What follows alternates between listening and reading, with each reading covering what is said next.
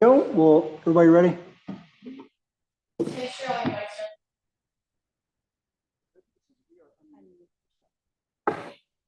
All right, we'll call the meeting to order. Today is the 23rd of July, and we'll start off with the Pledge of Allegiance, please.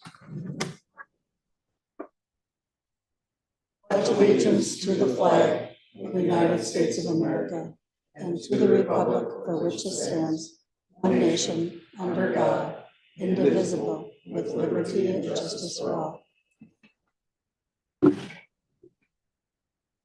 right, since Natalie's gone tonight, or Ms. Johnson's gone tonight, I'll do roll call. So starting with myself, I'm here. Councilmember Bryan? Here. Councilmember Glazer? Here. Councilmember Rainville? Present. Councilmember Swenson? Here. So we also have Fire Chief Miller, Here. and we have Financial Consultant Yeager. He is here also. And then also we have Financial Assistant Sadel. All right, so we have everybody present. Okay, so the next thing on the list is to approve the agenda. Councilmember Bryan, Motion to approve the agenda is presented. Second. you already have a second. Any discussion? Vote. All those in favor say aye. Opposed? Motion carries. Agenda is approved. All right, we'll move right down to number 2, which is the claims for payment due the 12th of August. Mr. Mayor, Councilmember Ryan. make a motion to approve the payment prior to August 12th. Councilmember Bryan, is there anybody who want to second that? Second. Second from Councilmember Rainville. Move to vote, or any discussion? No discussion. Move to vote. All those in favor say aye. Opposed? Motion carries. All right, so now we're going to move on to the reason we're here tonight, which is the 2026 budget. It'll be led by Financial Consultant Yeager. So I will turn the mic over to her. Thank you, Mr. Mayor. Mr. Mayor, members of the council, included in your packet tonight was a lot of summary preparations for the 2026 budget. This is a proposed budget that staff and myself have put together utilizing the CIP that we did and the equipment replacement plan, the capital improvement plan and the equipment replacement plan. And then some other things that we look at when we're doing it. We look at what the expenditures are during the 25 year to date through June. And we also look at historical information from 2023 and 2024 to determine the best budgets going forward in 2026. So that is what is in your packet. Just a few brief things to highlight. One is to continue using the $50,000 from gambling proceeds that are, we don't get $50,000 a year, but we do have some fund balance in there that we're gonna use, plus the gambling proceeds from 2025 to continue helping to offset the sheriff costs. Those are legitimate uses of the gambling proceeds that we get. The general fund levy increase as proposed is only $22,505. And we were utilizing some fund balance to pay for some operations. We're utilizing currently about $102,000 of fund balance for operating costs. But the rest of the fund balance use is for transfers out of the general fund into other funds like capital and equipment and debt service and turnout gear. So the city has a very healthy general fund balance, and that's why I'm proposing that you use some of your fund balance in 2026 to help keep the levy and property taxes a little lower than they should be, but you have a very healthy fund balance where you can utilize those funds in 2026. There was a 5% merit increase being proposed in the budget, and there's also a 10% increase in insurance costs, health insurance for employees. So if we want to move on, I am sharing my screen. I have to make it bigger.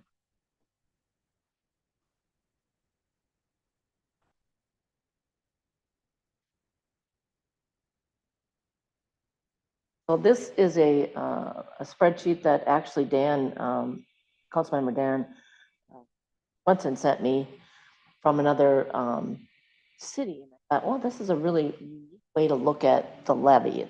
It really shows you, you know, on the left-hand side of the screen shows you what the actual expenditures are for those departments. And then on the right-hand side of the screen, it shows you what it costs the property taxpayers in Now Then via the levy to run those departments. And so, as you can see, the most expensive departments or uses that you have are the sheriff, and then also public works, and the office administration. And that's generally, you know, all of your operations that are occurring. May I ask at this time, what was the city that It was Cottage Grove. we're comparing to? I'm not comparing a city. I was just utilizing what they had shown, Just the format. just the format that they used. So, All the information up there. yes, it's all from us, yes. So but I thought it was a unique way to look at how your levy is being used. So you can see, and the reason why there's a difference between the expenditure amount and the levy amount is that there are aids that the fire department gets, you know, and so that would reduce their overall cost or cost of levy. There's also a general aid that we get from the transportation allocation fund or whatever that is. And so I take those aids and those charges for services and I spread those across the various departments depending on what they are. So anyway, that's in a nutshell, it's kind of a different way to look at how your levy is being used. Questions regarding this page or not?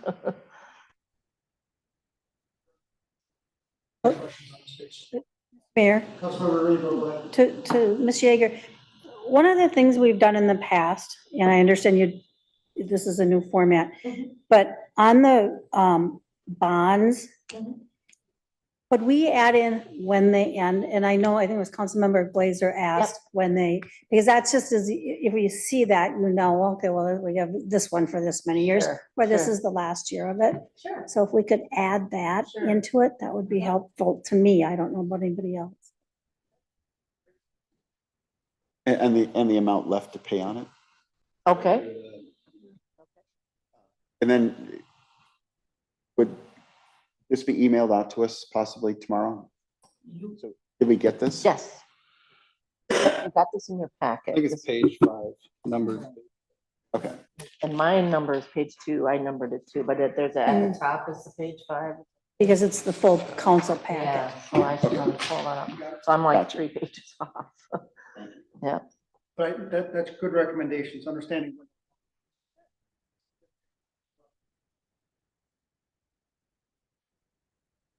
And we did, maybe just for your information, I did email that information out. The 2019, they end in 2030 with the final principal payment in 2031. And then 2021 ends in 2031 with the final principal payment being in 2032. So they're, generally speaking, Now Then just does 10-year bond issues. They've never from that. Yes, and there is, you can do a 20-year, but your special assessments are only 10 years. And so you go with whatever your road improvement projects are going to be. Yep, yep. We can probably do that. Could we also see the interest rates on those? That varies depending on. Yep, and the interest rates are in the comprehensive annual financial, or your annual financial report in the notes in there. Reference to look for those, that's where they're at. So could you just take the example, just like the first bond, 2019, it's gonna end. Yep. Stated. Budget, we did 140. That's the principal and interest. That's what that So is. that's our payment amount each year. Yes, very similar, but not exact. Got it. Yeah, Because the numbers. yep. And then the one on the right-hand side is the levy for those bond issues. And so what helps pay off the road improvement bonds is also the special assessments that you get. Forms of two sources of income in there in the debt service. It's the special assessments and the levy in general.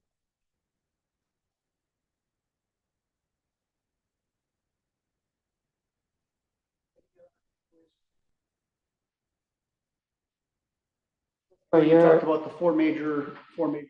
yeah, Anything yep. else we should look at?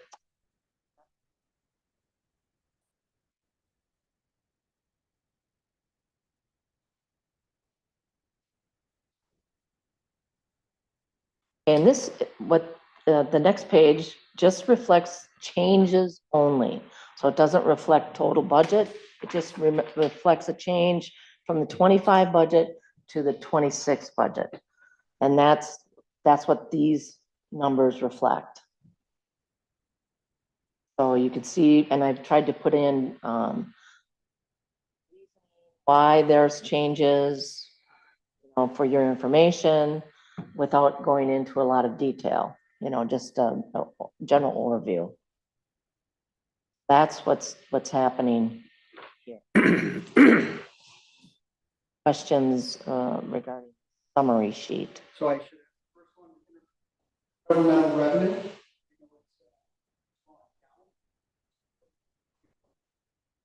Right, But this is a big negative. Plus revenue coming in, Right. not, you know, usually we want. This one is, we're actually. right. Councilman Ray, go ahead. And that was, we received projections from the state and from others saying what we were gonna get in 24, and we did. And this part, Mr. Mayor, members of the council, this is particularly for the transportation advance. What you're getting from MnDOT for deliveries, I guess they have a tax on delivery. So they're collecting it and then they're distributing it to the small cities for small city aid. Access So- on any, $100. Is that what it is? Yeah. I don't know Yeah, what, I don't know what the percentage is. rate is. Yeah, I but don't know either. That's where it's coming from. So it was less than what they projected. We had budgeted, I think 90-some thousand in 2025, and we're only getting 44. So we're getting like half of what we thought we were gonna get. Going forward, it is increasing in 26 to 74,000, but it's not nearly what we thought it was gonna be. it possible to attribute that to the fact that people aren't sheltering in place anymore and not as many delivery trucks or as 2020 and 2021. Mr. Mayor, Councilman Ray, go ahead. I think it was just we had bad numbers. I think that's, I mean, there are some, I'm sure that, you know, order at $99.95. So they don't get, it's a 50-cent surcharge, but more just bad numbers. Can I ask, is it just a projection from the state on what we get? And then whatever it comes out, that's what they give you? Is that how that?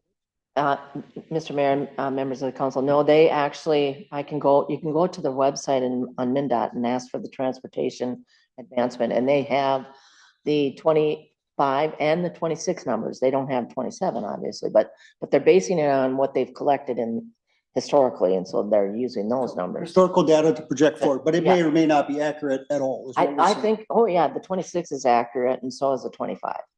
We just didn't have those projections before, and now we do. That's the change. So we think it will be accurate. Yeah, I think, yes. Before they yes. were just pulling numbers from the Yes, sky, now yes, they're and doing now some they data have more collection. information. Yeah. Councilmember, go ahead. Also too is, because it's intergovernmental, it can be taken away Yes. at the drop of a hat. So So it's not promised is what we're saying. No. right. saying yes, but Depends on the whoever, legislation. whatever the legislature chooses to do. Used to get local government aid. They changed the formula. We don't get that anymore. We want to be careful on projecting this amount of money, we may not get any of it, and so just don't depend on it. But depend on it for 26. Yeah. Yes, it is already on their website that they're giving it out for 26. But does So the that mean the legislature's legis has already approved it? yes, yes. So we can count it, okay, Yes, thank you. for 26. Don't count on, but But- exception is 2026. yeah. Right. Other questions about this summary sheet?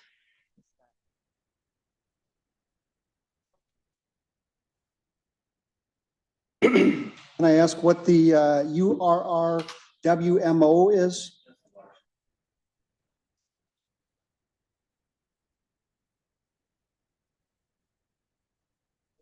Here, the largest increase that we're doing is the transfer out that we're,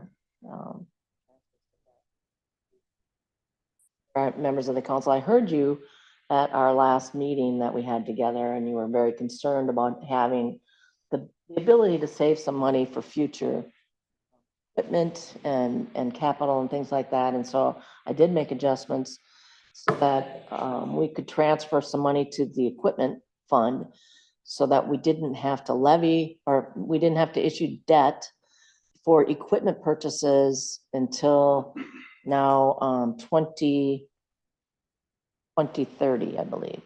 So we're going to do it in 25, and then it's again in 29. So there's. Instead of taking on debt, Yes, we're using gonna the use funds the funds, yep, the funds that we have is what, that's okay. correct. Go ahead. Ms. Yeager, and this somewhat ties into a question that Councilmember Swenson asked in list of questions that Natalie shared with us. And it, and it pertains to the fund balance. So we're transferring out a significant amount of fund balance because we have it. And we're reducing our fund balance to what's deemed an acceptable level. That's correct. What happens next year? Well, next Or, year, excuse me, when we go to do budgets for 2027. 2027, I have done some projections. And so according to my projections, we would continue to use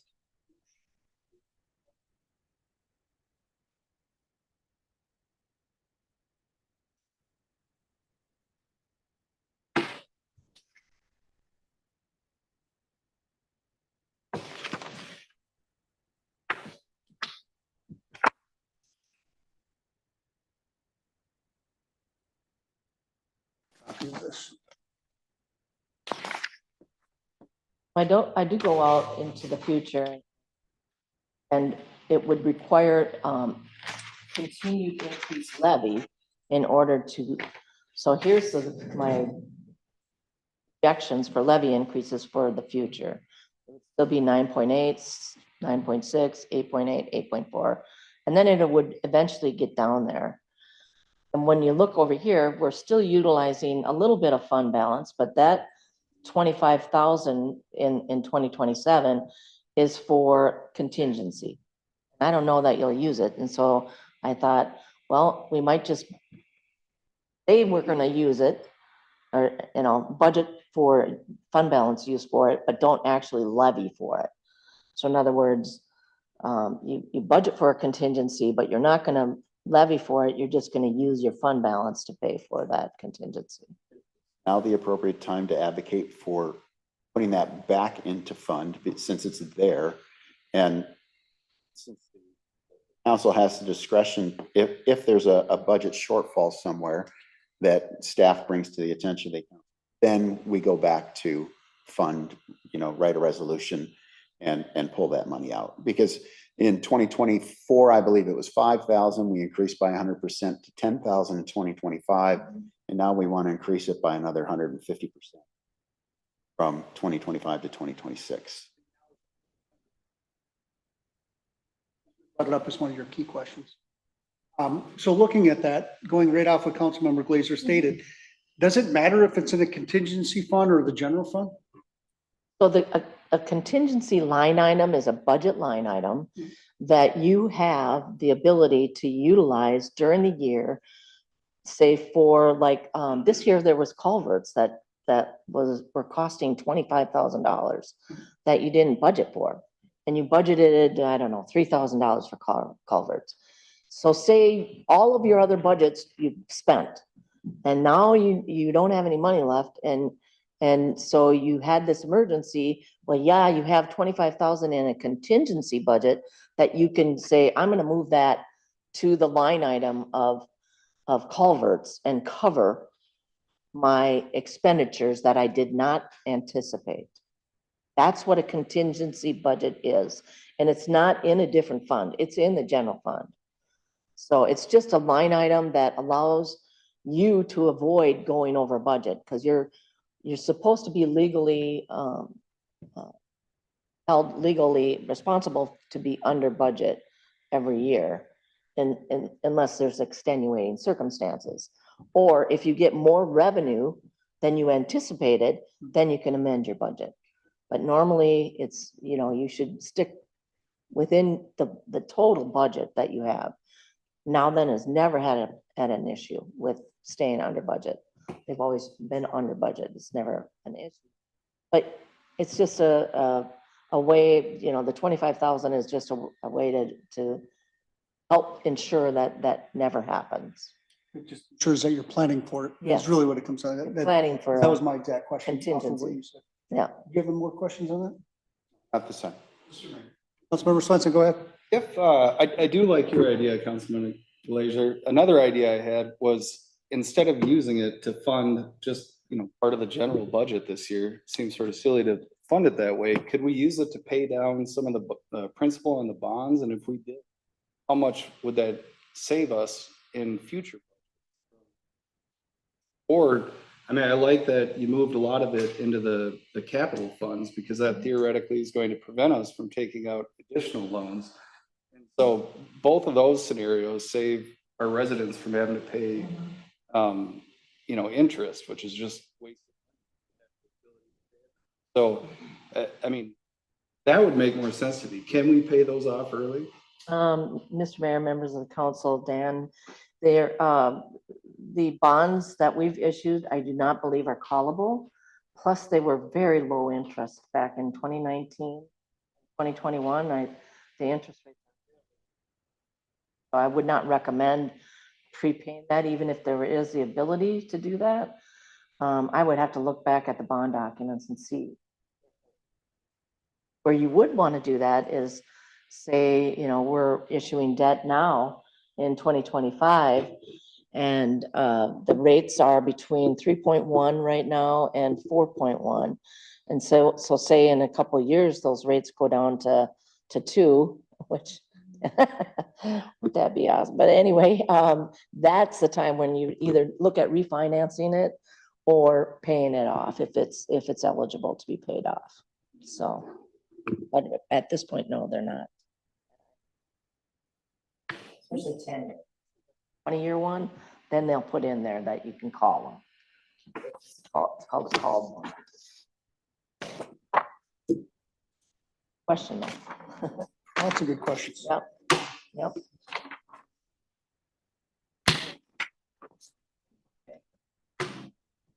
So anyway, you were wondering what happens in the future. Well, we continue to use some fund balance here in 28, but 29 and so forth, we don't use as much fund balance. In 28, we do, because we need to transfer some money to the street improvement fund and to the equipment fund for equipment. And how that impacts is that your levy would increase these amounts in the next. This is only a projection, so this is not in stone, but this is what I have been able to work out. So nothing's set in stone at all. No. So the way she's laid it out, and we touched base on this briefly, is Yep. if I project out this far, this is where I see everything falling into place. And it gives Right. you a guideline to make sure the council's informed and can vote on it. Yeah, can you go back to the last tab on there and talk about what percentage the general fund will be each year? That's also important, because it's gonna go down from where it's at. 5%? Oh, you mean the fund balance? Yes. Yeah, what So is the what- percentage of the fund? So balance? right now, it'll go down to 47% after using fund balance in 26. And then it eventually goes down to 32%, 31%. Councilmember Swenson, go ahead. Why was our fund balance so high? Were we just coming in under budget every year and the additional dollars are just saved and accumulated? Or, I mean, as I understand it, like the sort of guidance to cities is isn't it like 40 to 50% of your yearly budget? Yes, yep. Why did it get so high? So, Mr. Mayor, members of the council, you can see here in 2020 and 2021 and 22, there was an influx of money that we received COVID grant money. And we had not budgeted to spend it, and we were allowed to use that COVID money for public safety. So that's what we reported when we reported the use of that. And so that money stayed in, you can see it went all the way up to 80% at that point. And now it's still at 73% in 2025. I mean, that's a projection at this point. But so that's where the influx of money comes. And we're using now 395,000 of that money that has been saved over the years to out to other funds. I just asked from the League of Minnesota Cities, we went to the training and they recommended, I think it was 33 to 50%, but I could be off. It's about that. It's the, Well, what comes to mind for me typically is 50% of your budget, having that on hand. Something happens, Mr. there's Mayor, a negative members, impact to tax revenue that's coming in. right, Mr. Mayor, members of the council, what happens is that you don't get your money until June. And so you need to be able to pay your expenditures up through June, and then you get your money. And then you can pay the rest of your year's expenditures. And so you do need to have money in your accounts to cover you from January through June. Just going off what the league said, I think Yep. it was 33% was the minimum. Yep, that is. I it's think the pretty low. maximum was 50. Yeah. Again, my numbers could Yep. be slightly off, but. Yeah. Councilmember. Yep. Okay, thank you. Perfect. Does Councilmember Swenson. our general fund balance and the percent as it compares to our budget, does it affect our like interest rate? Mr. Mayor, members of the council, yes, the Standard & Poor's, when we will be talking to them soon, they will look at the fund balance that you've had in the past and maybe even at some projections. I don't know if I'm gonna give them the spreadsheet or not, but they look at your planning documents and that impacts your budgets, how willing you are to increase your levies to cover your costs. They look at a lot of different things for. Where do we have our general fund invested, saved? I mean, I think I saw in here we earned interest on it. Where, Right, it's mostly CDs right now. what percent are we typically getting? Right now, it's really good. It's like up 5%. Yep. Going down slightly lately, but it's something that we can report on quarterly if you want me.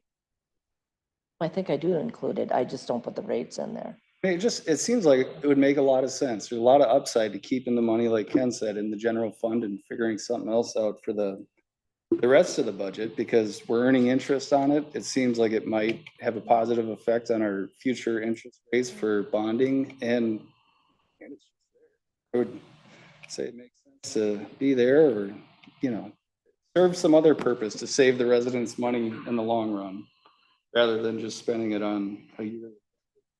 Because bonding interest rates are so good right now. So your savings, you can do a 6-month CD at 5%. It's fantastic. That's not always the case. So just be aware, right now, perfect time. You got money and it's invested, perfect. You're making 5%, which is outdoing what we're paying for our levies. Right. Mr. Mayor, members of the council, the has several funds. It has the general fund and it has a bunch of special revenue funds and it has debt funds and it has capital funds. Just because the money is in those funds doesn't mean it's not invested. We're investing it. and no matter where it sits. So even if you transfer this money out into another fund, if it's not spent, it's there. Yeah. So the money that's going to the debt service funds is not gonna be spent right away. It'll be sitting there earning interest and giving you the ability to pay your debt service in the future. Yeah, and I do think it makes sense to transfer it into those funds. It's the 102 spent on the general budget that sort of. Oh, okay. Councilmember Brian, go ahead. Yeah, I mean, I'm just concerned. I mean, obviously, if with the spreadsheet there, where we are seeing the fund balance going down, 2028, 2029.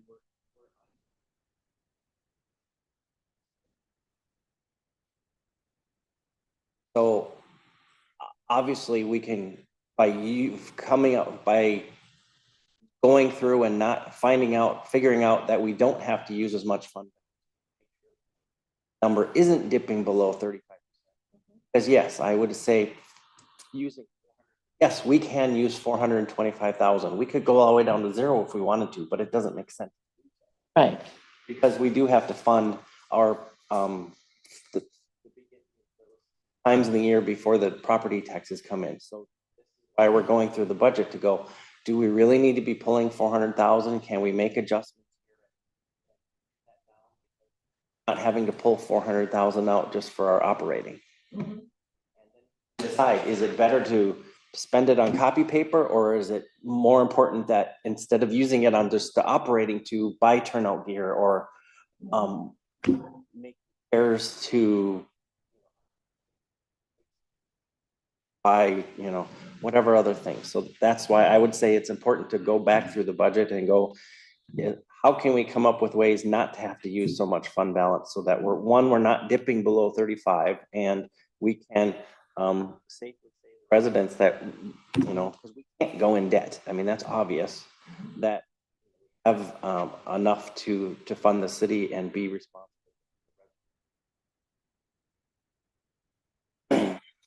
And maybe that's something we can ask the council is, just talking, so next year puts us down to what, 47% in Yep. 2026? Yep, but that's only if, Mr. Mayor, members of the council, that's if the budget, the operating budget stays where it's at.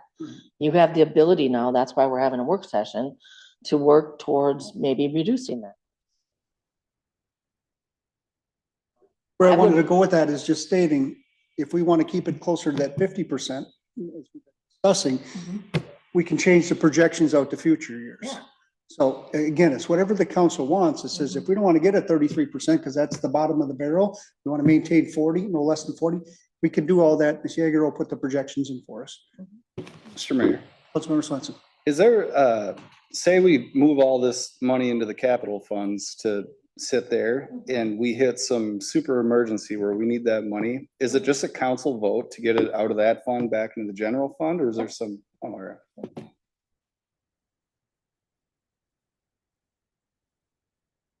Any other discussion just on where we would like to maintain that percent? Want to keep it closer to 50%? Are we okay with 40%? Bring 33% is not where you're comfortable with I would rather be on the high end, the higher end than the lower end for sure. on that 50%?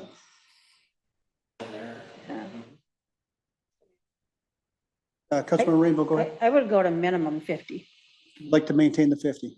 at a minimum. If we can have it better, that's great. Careful dropping it. Councilmember Glazer. I would be in the, I feel the same way, as long as we're willing to look at where do we trim operating expenses before we start? 100% discuss, yeah, this is just really asking the council where they're at with the general fund. Councilmember Swenson, 50%? Is that where you're Yeah, at? I think that sounds good, although I might be a little different than the rest of you guys, where I am comfortable reducing it a little further by putting some of the money capital funds, as we are, but I still wouldn't want it to drop maybe. But that's the only use I would want to see of it. I don't want to see any reduction to the general fund as a result of just normal 2026 budget. So, and for myself, I'm comfortable dropping down to the 40%. I know we've got some lower projections that Ms. Jaeger's put out, but maybe we just set 40% is the bare minimum, that we were very comfortable with the 50%. Maybe 50% is the answer, because that's what I'm hearing from the majority of you, is what they would like to see. So just better than 50%. And that'll change some of the out years. Yep. And then we can go into your exact, Councilmember Glazer, looking at what can be trimmed. Because it's going to be tax increases that are substantial. That they are. Okay, we're going to go through some specific line items then. Yes, I'm gonna skip the summary pages, I think, just because unless, do you want to focus on the summaries or do you want to focus on detail? So typically you'd start with summary level so we Right. can get an understanding. It would be great if we're on that summary, if we can go to the detail for that subject. So Okay, we're tackling them one at a time and going through them. okay. Let me, fortunately, I have to stop sharing and then reshare in order to realize this. So let's see.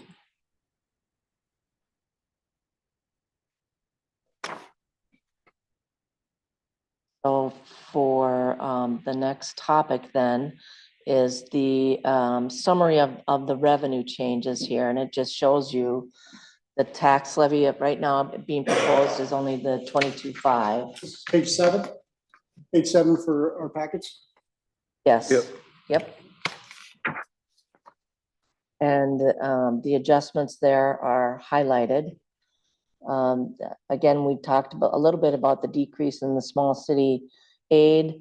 The charges for services are reflective of what has actually been collected under that line item, as you can see from historical information and from 25 projections. And that's the same with the fines and forfeitures. Obviously, 24 was a year that we only got $7,000, but I'm projecting 10,000 for 2025.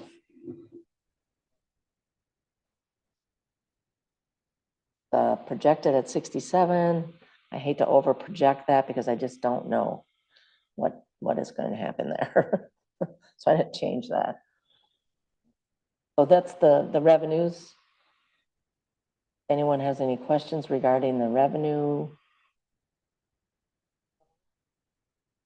On then to the, Very good high level summary. yep, this is high level and this is at department level. So mayor and council, I have no changes for your activities in 2026. 26. For office administration, you can see there we reorganized the administrative department, and that has decreased their budget for 2026. Elections, there's going to be a small election, I believe, in 26, and that's why there's $18,000 in there. It is, but it's not a presidential. No, it's just a regular election, so it's not as much as a presidential one. Finance and assessing, there's an increase in the accounting and the audit fees for 2026. My rate is actually going up a little. It hasn't been increased.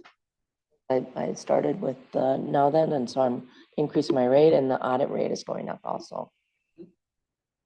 Legal, budgeting a little bit more money. You can see there in the past, in 23, it was $80,000 that we spent. 24 was quite a bit larger at 100, and I'm projecting 98 for 2025, and I obviously know that for sure, but hoping that 26 will mellow out and we'll get by with 85,000. Councilmember Glazer, go ahead. What are we attributing, that almost $17,000 projected overrun? Kind of hoping that we'd be losing this. Members of the council, I believe there's been a lot of zoning type things that are happening, or code enforcement that the legal team is having to look at. Enforcement would be some of that. Yeah, Mayor, Councilmember Rainbow, go ahead. to council. Also, one of the problems we have is with our criminal attorney, his billing is very erratic. And so we could get a bill for 6 to 8 months at one time, and maybe 5 of those months are from the previous year. That has an impact on, and we had gone, I think, maybe almost a year without Right. getting a bill from them. Yeah. A big bill. Yeah. Yeah. So is there a way to, you know, break this out a little bit further so we know, you know, what percentage of that is coming from firm and what's coming from Glazer's firm? No relation, by the way. Yes, Mr. Mayor, members of the council, we do have detail further into the budget process that does break that out for you. And it's primarily civil. The prosecutorial, which is the criminal, is about 35,000, and the civil is the other, the remaining part of that budget. So about 60,000. Mr. Swenson. Does that also include the legal costs that are like the pass-through costs for us that we charge residents for their building projects, where we send them the bill for? No. No, it doesn't. All right. So this is all our legal fees. Yeah. All right. Yeah, yeah. And a follow-up question, this might be a silly, dumb question, and I'm all right with it. But, you know, I see how much we spend on both the planner and the attorney. And I don't think either of those figures is enough to just straight hire someone to work for the city. But if we combine them, like, is there such a thing as a city lawyer / planner? So I understand a lot of the hours, maybe not a lot of the hours, but some of the hours are Cindy talking to Bob. And if we got one person, I mean, they're essentially just applying ordinances. That's pretty much all they're doing. And so I don't mean to minimize their jobs, either of them, but is that a thing or at all feasible? Mr. Mayor, members of the council, I've never heard of that. And that's exactly why, as a planner, Cindy contacts a lawyer and talks about the legal issues that she runs across.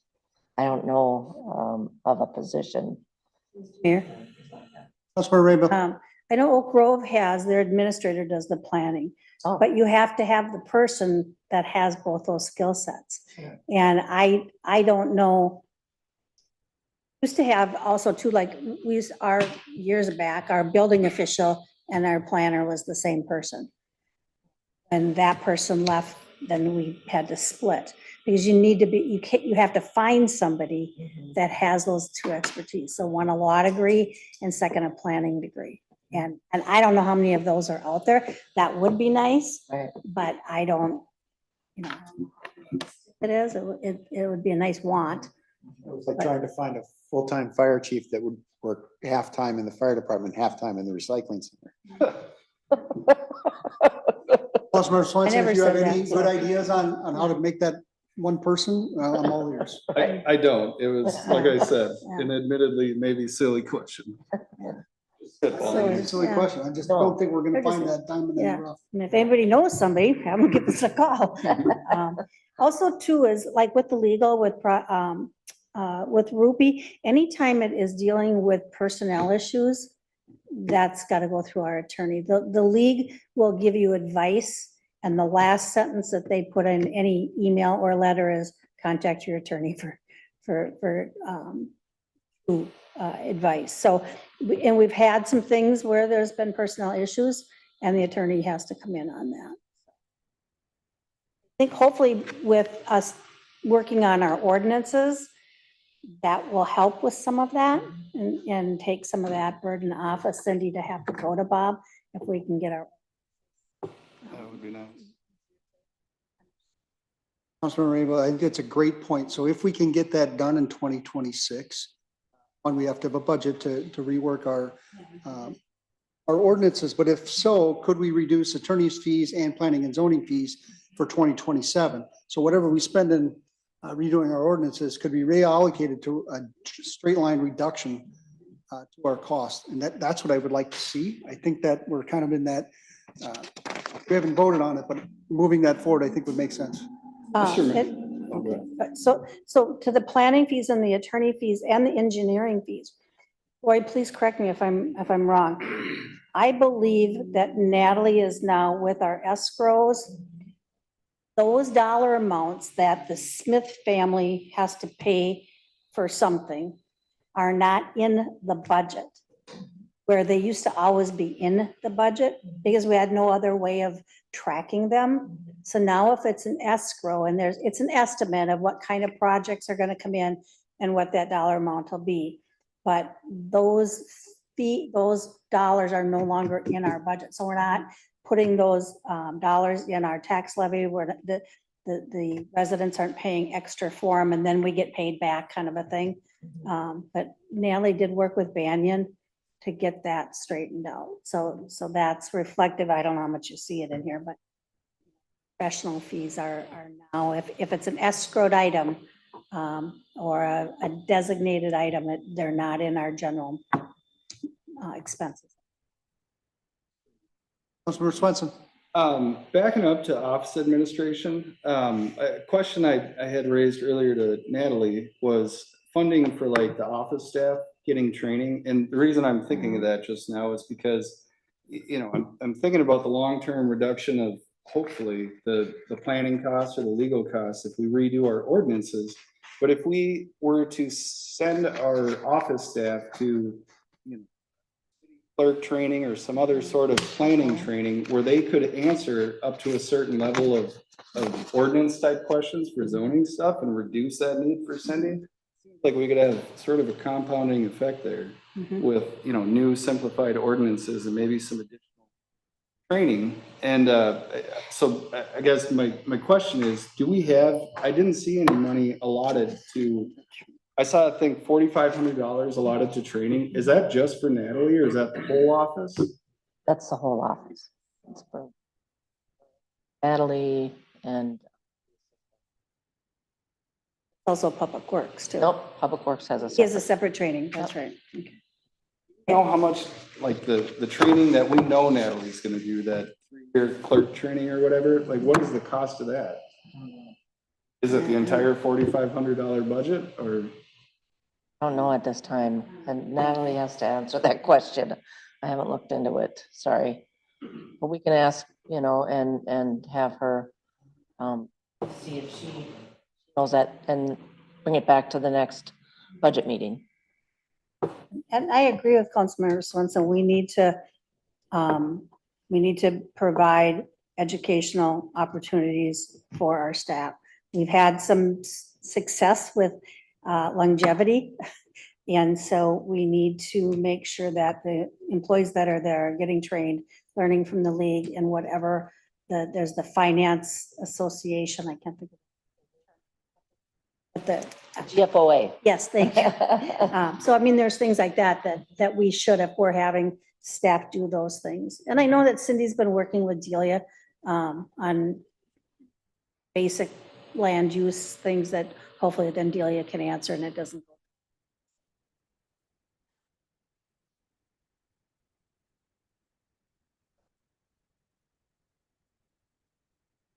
Oh, and Mr. Mayor, members of the council, just to let you know, the amount that I have in there under legal for 2025 is only a projection, and I'm basing that on the activity that has occurred through May, because that was the only information I had. And so maybe there was a lot of activity in January through May, and won't be as much activity. And so this number is just a projection. And normally, if I look back, because I have that information available, the average cost for 2019, 20, 21 was $60,000 a year for both prosecutory and then it just kind of bumped up in 22. And that's when 22, 23, and 24, we've had more expenditures, especially in 24. And so maybe it's I think a couple things have changed. One, we're using Mr. Rupi online as much. So I think this is going to be heavy front loaded and it's going to reduce down and hopefully Okay. we'll stay in budget. Perfect. That's why and Mr. Mayor, members of the council, I've budgeted only $49,000 for civil attorney in 2026 and $36,000 for prosecuting attorney in 2026. That's how you get to the 85,000.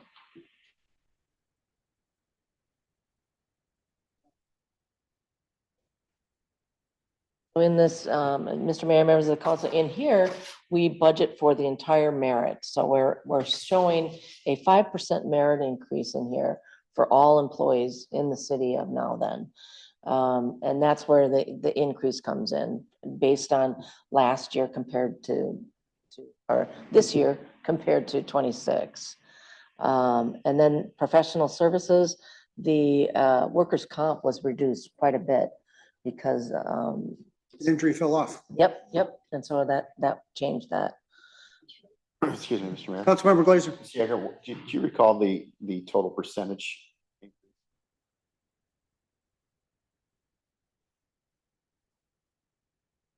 2025, if you're looking.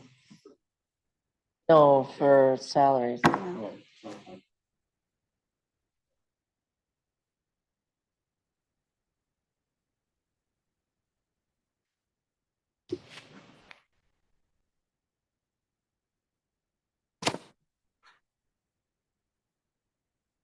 So in 2024, the merit increase was 3%.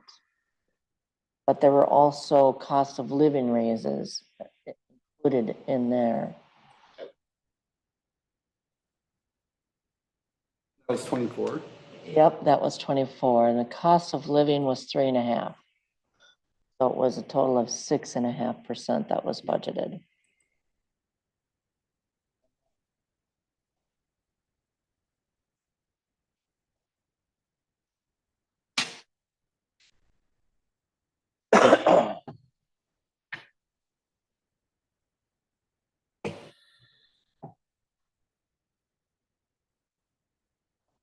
Was no cost of living. Merit increase was 3.5.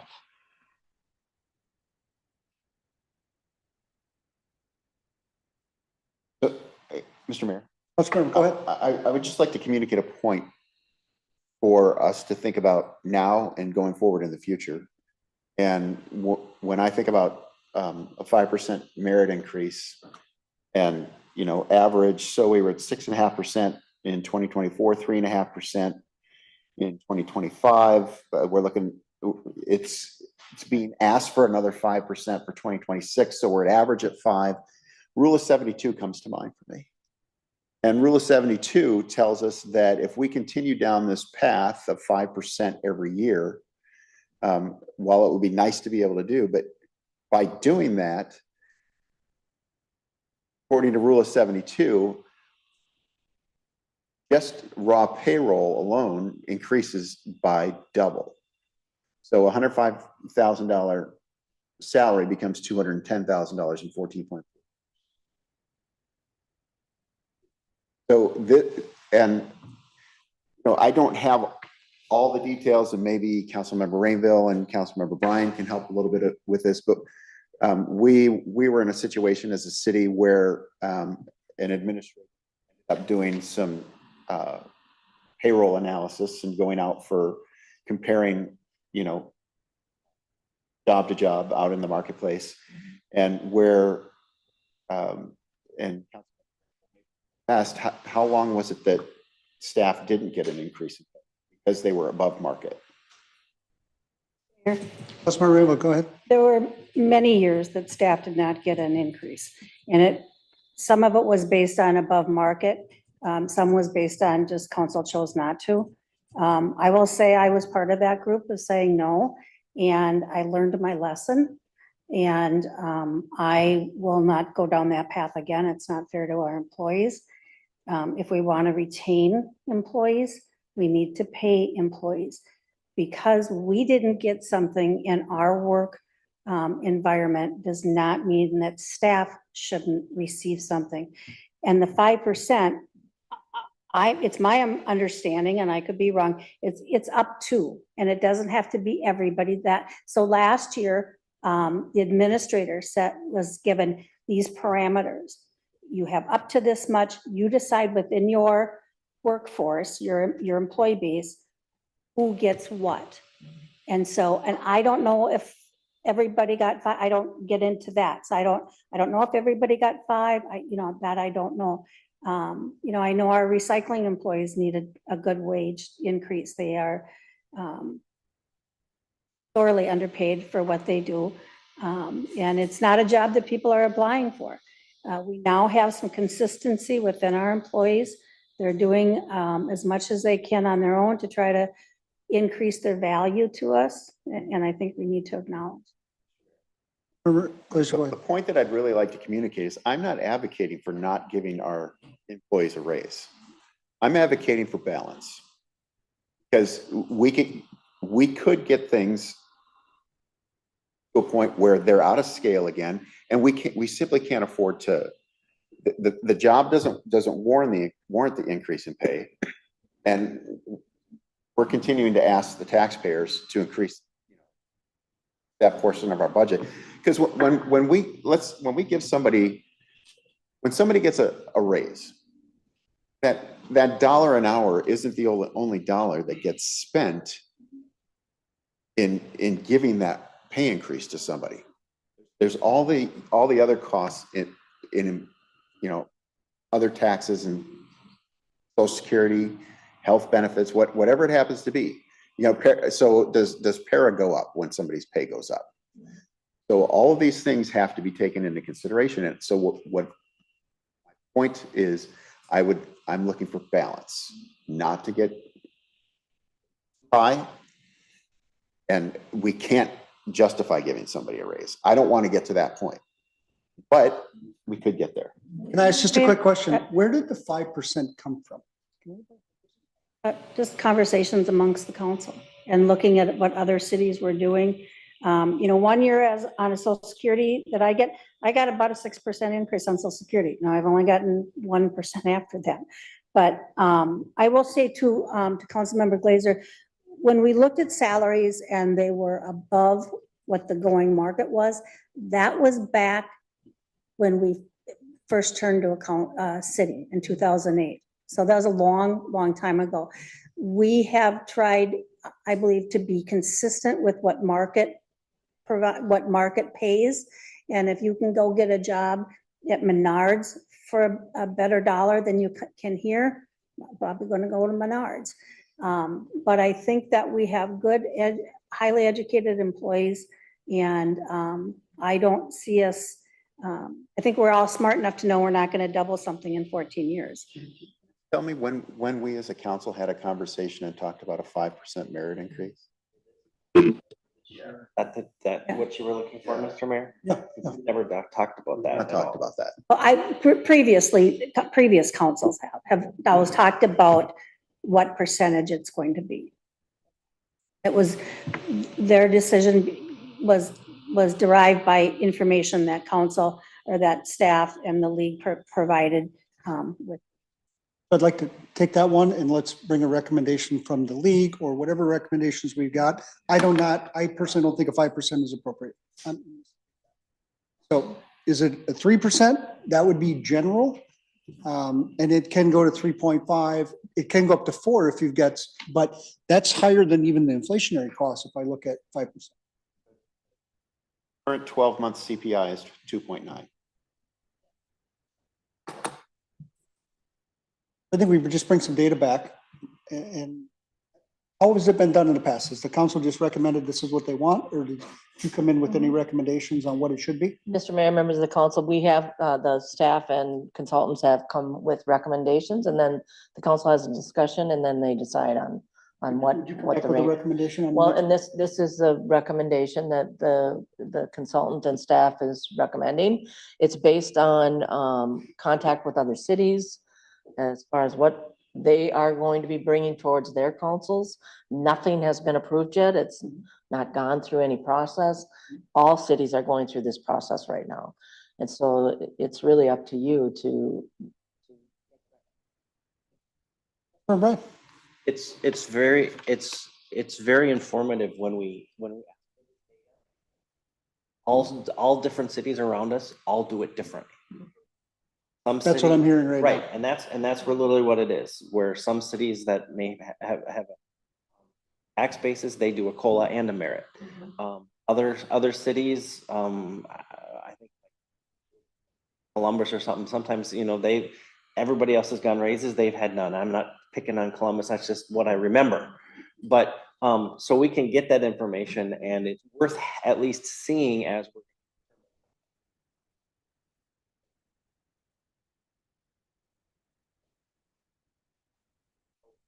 call it a COLA, because then it was discretionary as far as it could be up or to make some adjustments and not just be one flat rate. Staff to pull that together, but it's gonna still. I don't know if it's a good comparison. Right. Yeah, It's it's at least gonna look- it's good to see as a reference, in my opinion, but then we still we'll need to have that discussion about what the number's actually gonna be. Yeah. Councilmember, go ahead. Just for reference, I mean, I just quick Googled it. I didn't verify anything, but Google says that I Googled Minnesota raise data by year, and it says Minnesota wages and salaries for the year. But I don't think it's out of step with the rest of the state, and that both the, cost of living increase and, at least in our office staff, a lot of them are fresh to their jobs, either fresh out of college or fresh, promoted. And I think that's typically when you get the most merit raises. Plateau out, I think, and that's as good as you're going to get in the job. But I do think it's important that we focus on paying them fairly for the job that they're doing, as opposed to. So I mean, I agree with both of you guys. Actually, I don't want to get out of step and just blindly give 5% to give 5%. That's the thing to do. But I don't want to get too tied down and looking at, oh, this is going to cost us X over the next couple of years. Because it's going to cost us more if we don't give them a raise and they go work for another city and we have to look for someone else, train them, hire them. I think everybody's in alignment. I think it's really the balance. We've at least talked about it. We don't have to make a decision on it tonight. Is that correct? All right. I think we've noted that down. I would love to see the data from other cities. I'd also like to see some corporate data, because ain't nobody got no 5% raise this year in corporate America. I'm gonna tell you that. Didn't happen. I know many people that in private industry are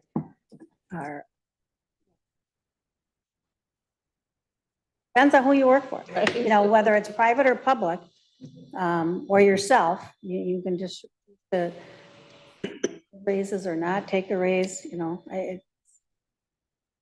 to Brian's point too, is we've had information from other cities, but it's very difficult to find a similar city. We don't have the water, we don't have sewer, we don't have electric, we don't have these different things where other cities do. And so, compensation is not always apples to apples.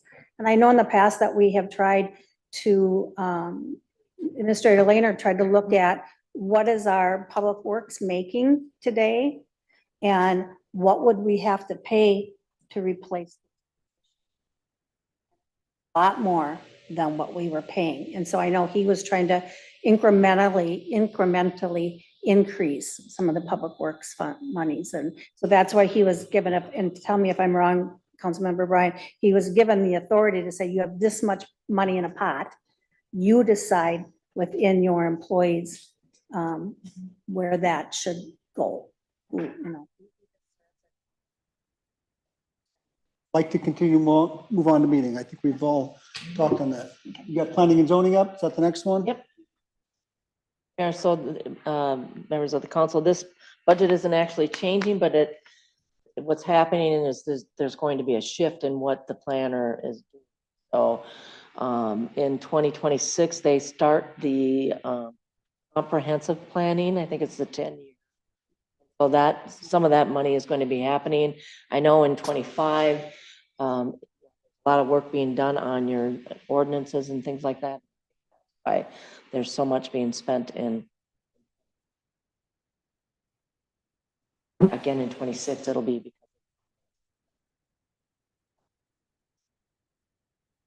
but there's no change. Engineering, there's no road study, 26, but there are the comprehensive plan things that offsets itself a little bit, but there is a reduction in the engineering cost. Can I ask a quick question? Do we need a road study, a comprehensive road study done? Councilmember Ryan or Councilmember Rainville, I know you guys paid for one last year. The results of what come out of it, not much at all. I'd really like to get to a long-term projection of that 15 years. We haven't talked about it, but that's something we need to look at budgeting for next year.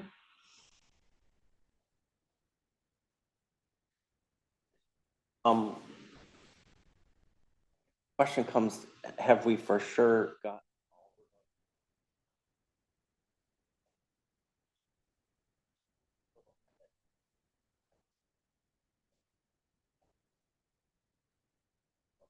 Had in the past was literally a book on every road. That to where Joe turned that into a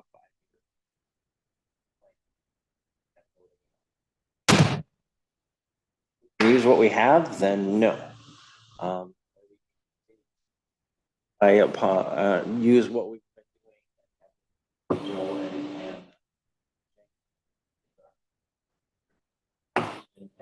and or have them have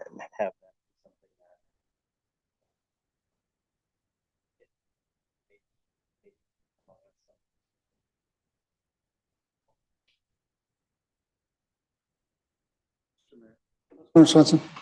This is a little out of place, I guess, to mention it now, but another question I had was about road funding and the possibility of maybe just separate road levies, because from what I've heard from our city engineer in these meetings is that we're sort of falling behind on the road maintenance, and it actually costs us more money in the long run to skip an overlay and have to redo a road.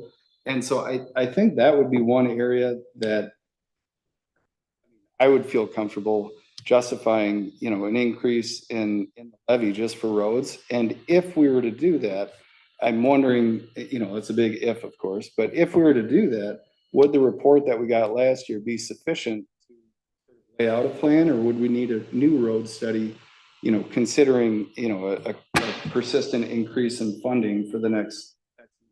I think that's $1 million question. For what we got from the road study, I believe we got everything we're going to get from the emails that I read, unless you guys or somebody else read something different. I think there's no more. You're getting a map with no detail on anything, and it was what, a $20,000 expense. I think it was one that we can learn that we do not want to go back to this individual for a road study, but it doesn't get us anywhere close to where we want to be. I understand wanting to look at the big picture over, 20 years, and that's great. But to piggyback on what Councilmember O'Brien says, we have really the road expert on our staff, and that's Joe. Eric is there also, Isaac is learning, but I think between them and Shane, you could come up with a 5 and a 10 year. I think they could tell you off the top of their head right now what the next 5 roads are that need to be done in the next 5 years, because they look at them every day. No doubt they can come up with a 5-year Yeah. right now. Yeah, The difference being is if we don't get out the 15-year, Yeah. and I'm going to use my road as an example, it didn't get overlaid. And now guess what? The road is at end of life, and it's going to end up costing the residents more money. I'm one of them residents. Am I okay with it? Yeah, but do I want to be paying more money for the road? If we get ahead, I don't even say get ahead of it. All we have to do is maintain our roads to minimize the cost of the residents. And you can't do that on a 5-year plan. You have to be out further than that. So if Joe and Shane, our city engineer, can do that, I would be certainly fine with it. But it needs to lay out that projection.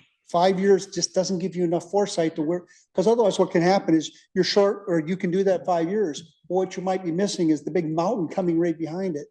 Or it could be a very low spot where I think it's going to be more of a mountain. So I think we are slightly behind. It's not that there hasn't been anything done. That's not the case at all. You guys have been doing it every year, but I don't think we're in front of it.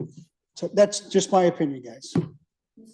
Councilmember Rainville. Also too is when we talk about road study, and we did ask them to include it last time, is we also need to look at our gravel roads. Some of our gravel roads need work. And not just the periodic grading that they do and the calcium that they put down. They need actual work. Structure put back into that. Yes. So part of it is soil And so, content, so yeah, part of this is. yep. I'm on a road that the same holes have been there because we're just maintaining. We're not going that extra step. And it hasn't been budgeted for, but we're just maintaining those same holes. And I think we could do. For a better high than level that. today, I just marked down Yeah. road study and we can talk further on it. I don't want to spend the whole meeting on each of the items. Anything else for discussion?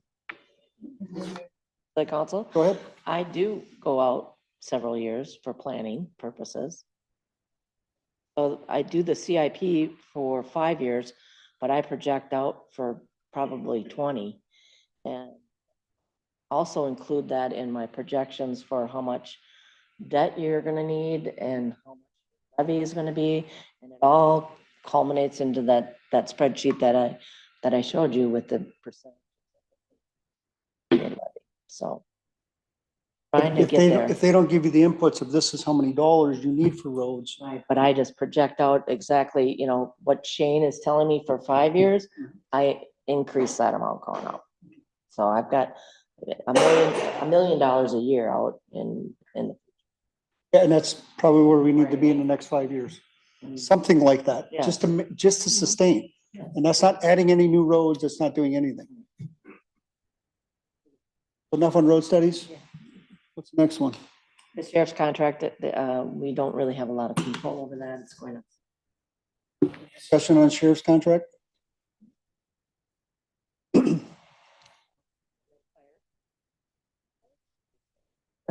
Correct. Right. So originally, the fire chief was budgeted as a full-time position, and now it's only a part-time position. So there is a decrease in the salary for the fire chief. And has requested some increases in supplies, professional services, and I put in the increase in the utilities, increase in training for the fire department, and some capital items that fire department would. Chief, you're here. Can you just talk us through these and why you're recommending 11.64% increase? Sure, Mr. Mayor and council members. First of all, what's not reflected in this is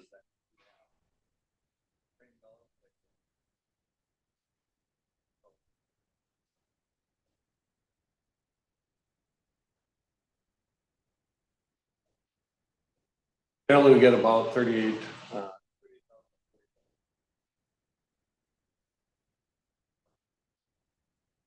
But there's no training dollars in here, so that's what I'm missing. Yes, there is. That's what that large $30,000. Oh, that says maintenance. So just to explain some of the increases, like I've said in the past, we're projecting to add that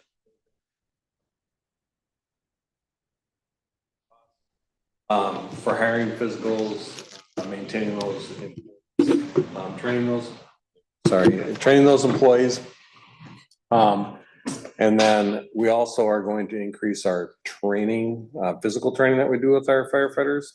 And so that then puts stress on our equipment. So I would expect that we're going to have some maintenance of our equipment that comes along with that.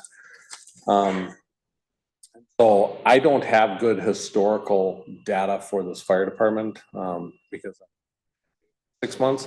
And so I'm looking at what I believe will be a healthy budget that is well within the constraints and on the fire department without putting us behind an 8 ball for that. Can you talk about the capital? You got 20,000 for capital also? Absolutely, Mr. Mayor and council members. The $20,000 was for that rescue equipment that I talked about. I believe it was in March when I came to talk to you about the heavy rescue equipment, stuff that we don't currently have. That would be a one-time purchase that we can then put into the long-term equipment budget. Is there a better way to project this, Ms. Yeager, to say that, hey, yep, we have this expense, but he's gonna get, you get 100% return on all your training dollars? Almost 100%, yes. So could that go back in here because it's being put back in? Mr. Mayor, members of the council, it is reflected in the revenues. So it's. Okay, so it's not in here, but it's but it's reflected in in the revenue. revenues. Okay, thank you. Councilmember Swenson, do you have one? Yeah, I had a question for the chief. I know that you're working on recruitment and city and every other paid on call fire department is struggling to find people to work. Aside from jacking the wage up to some unrealistic wage, is there any other strategic way to, use bucks to help the recruitment efforts that you can think of? Matter of you guys getting out and. Mr. Mayor, council members, that's a great question. Right now, we're doing, I think the plan that we have in place is about the best that we're gonna do right now without again, the history here. We have to do a recruitment to find out what we can gather out of the community. And I think we have a good plan to focus our efforts around some community events. We're getting the word out to other fire other fire departments that are out there, as we talked about kind of what their requirements are versus what our requirements are for response. And I believe that we are working with our personnel to give a good life balance that maybe other fire departments aren't doing. And when I talk about that, there are departments that are holding fire personnel to a percentage of calls and being very strict on how and when they can respond. We're trying to be more flexible with our personnel. And what we're finding out currently, when I started here, we're averaging very low percentage in how many people would actually show up for calls. And our percentages have gone up 70% and how many people are responding to calls. And so I think we have a good model going, but we'll see what that flushes out for new employees. So again, I'm very confident I think we're moving in the right direction. If that will actually come to fruition. Chief, do you have any dollars in here for recruitment costs? Mr. Mayor, council members, the dollars that we have in there are reflected in Services? yeah, so it's really about, we're not using dollars to go out and say advertise or things like that. We're trying to minimize the amount of money we have to spend to advertise. I think we can do a really good job with the community events and some of the other recruitment, have internet, things like that. The Firefighter Fridays that the popular and our view, starting to get interest in calling us and asking us if we're hiring paid on call firefighters, things like that. So we're trying to do this without spending a lot of money. And I think our plan is in place to do that. There are dollars in the budget to cover physicals and equipment and uniforms and turnout gear, things like that, but not necessarily straight up recruitment dollars. Any other questions for Chief on his budget? Mr. Mayor. Councilmember Bryan. And this is probably a combination question for Lori as well. Chief, we're projected right now to be about $60,000 under budget. Based on the number in front of us here. $1,000 worth of expenses coming between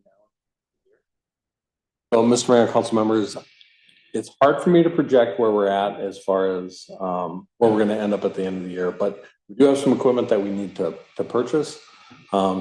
We haven't done hose testing yet, and so we may have some hose that we're going to need to replace. That's that if we have hose that fails, we do have a 5-gas meter that has failed that we need to about a $2,500 expense. We've got our radio batteries that go bad. They're $100 a piece, and so we have some expenses that are going to come up. I don't think that we're going to have a $60,000 under budget. It would be hard for me to say, but I think that we could be confident about $20,000 under budget, depending on still coming up. Again, we've had a lot of maintenance this year in our equipment. I don't know that all of those maintenance bills have come through the city yet. And are they in that particular 257, or did they get allotted into somewhere else for maintenance? I don't know. They're within the department at the 250. It is reflected in there. Based on that amount, let's just assume whatever it is I'm pretty confident the answer is we could. I know last year we were in the same situation where we had the 2024 budgeted amount for fire and we were well under for last year. And instead of keeping that within the fire department, it was put but just back into the general operating to pay for everything. Can we, and I'm pretty sure the answer is yes, can we earmark any unspent fire department funds that they can stay in the fire department? Mr. Mayor, members of the council, yes, at the end of the year, we could do a resolution to designate funds for fire going forward.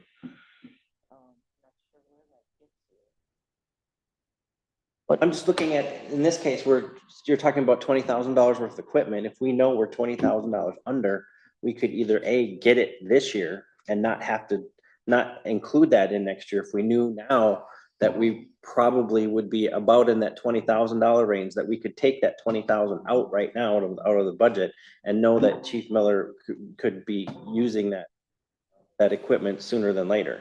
So like the heavy rescue equipment is $20,000. And if Right, you're I'm just thinking, again, I'm just looking at ideas. If we're looking at turnout gear and other equipment, that would be one way to backfill, because we have the turnout gear fund now. It would be good, in my opinion, to make a conscious effort to go, if we know that there's going to be turnout gear and a grass rig and all that kind of stuff, that if that money's there for this year, to keep it in the fire department without moving it elsewhere. Councilmember Glazer, go ahead. This is a question that we can kind of keep an eye on and table till, I think, roughly September, correct? When we get to the point where our budget or our levy and increase it at that. After September. After September. Yeah, after September. Mayor, members of the council. So when you think about unspent budget in any department, if your revenues are higher than your expenditures overall, regardless of what you budgeted and what you didn't budget for, there is additional fund balance that's left over. And yes, it's true, your fund balance has been growing. And now we're utilizing that fund balance to transfer to equipment, to pay for fire equipment, to transfer to turnout gear, to pay for turnout gear, to transfer to debt service, to pay for debt, to transfer to road improvements, to pay for road improvements. If you want to, you can set up another fund and transfer money out specifically for fire, but these types of capital items come up occasionally for a department, and initially you pay for them out of the general fund with a levy dollar or with fund balance use. And then when you replace the equipment, that's when it goes to the replacement fund, and you replace the equipment and you have it planned and you say in 5 years or in 10 years, we're going to replace this equipment and this is what it's going to cost. And you plan on that and you transfer money there. And so I don't see the benefit of setting aside the $20,000 this year, even though he is going to be under budget. It is basically being transferred to the equipment replacement plan for future equipment replacement. So Maybe we can just ask the question, can we spend the $20,000 on the heavy rescue equipment this year because you're under budget? Mr. Mayor, council members, I would be comfortable doing that closer towards the end of the year when we know exactly where we're at. But I think we might be too late to reduce the budget prior to that occurring, because I believe you have to set your budget in November or December. not until December. Not to December. Yeah. So we might be able to do that and be able to reduce the budget for 2026. So yes. Possible. Very possible. But Mr. Mayor, members of the council, currently, right now, we're still using fund balance for operations, and so that would not impact the levy. Because you're still using 60,000, what did I figure? Because I've got a new number again already. You're still utilizing fund balance to pay for some operations. And so if you'd have to reduce your budget by more than $60-some thousand in order to start reducing the levy. Yes, Up for it. I can tell you the exact amount here.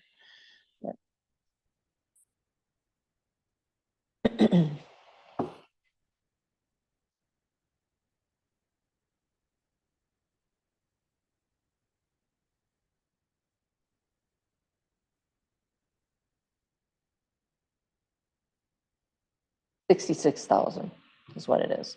So if you can reduce your budget by $66,000 or more, then you can start impacting the levy Councilmember Rainbow. or increase revenues. $1,000. Or is it, let's say we had a 10% levy. What would that $66,000 bring it down to? Well, it won't change your levy. What I'm saying is that in order to change your levy, you have to find $66,000, more than $66,000 in savings. Right, and somewhere. if we come up with 66, So- what does that do? So then if, say you actually come up with 80, and so it's $14,000. And that would be, that would get it down to 9.3 from 9.8. Oh.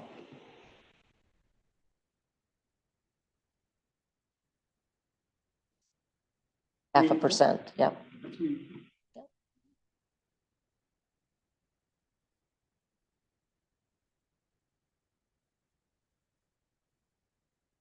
Okay, did you want to review, as long as Rob is here, did you want to review the detail in the fire management, or you want to continue with summaries?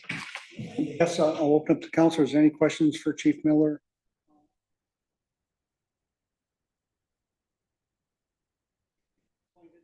Buckets? Bucket we're in tonight, so I don't know that we want to jump into extreme detail. Got pages and pages to go here. Yes, One more full page to go. yes, for summaries. Summary side. Anything else we need to know? Mayor, council members, I don't believe so. I think we continue to move on, please. Next one is the building inspections. That is going up by $500. Cost of doing activity that's going on in Now Then. Unless we see a whole bunch more homes being built, I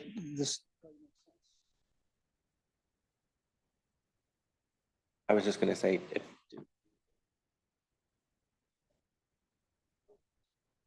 Appreciate that. take a minute. thanks for coming in, sir.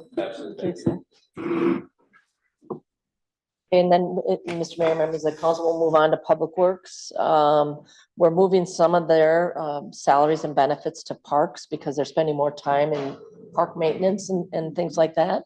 That's the same with their supplies. And then their maintenance budget is going up slightly by $5,000 just to cover general maintenance of equipment and things. Public Works. We do have Joe with us tonight. If questions? I have a question. Okay. Go ahead, Councilman Swanson. I learned today when I was talking to Natalie that Joe and those guys, they covered a hole in the floor of one of their vehicles with a sign so water wouldn't splash up. And that just seems crazy to me. And I'm wondering, Is this a city vehicle? truck, Go right? cat. Oh, the Bobcat. Oh, all right. And so I'm just wondering, I think you've done a good job, working with the budget you have and stretching every dollar. Are there any, about to sort of blow up? Like that's more a question for the capital improvement probably with the equipment, but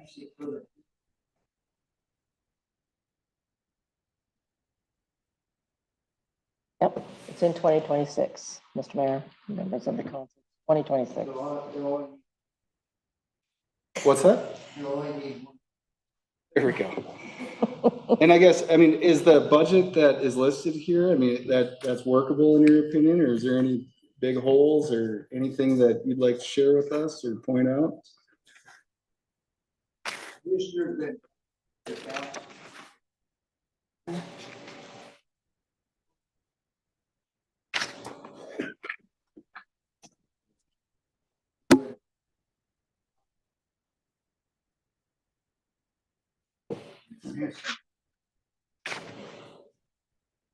Councilmember Glaze. Mr. Glaze, is that primarily the grader or were there other pieces of equipment? Pardon?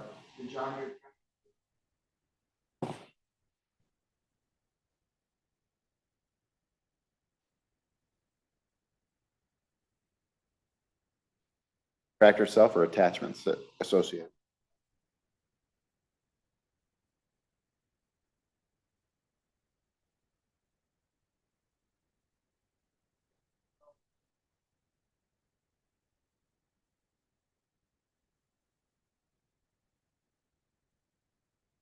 How many hours are on the tractor?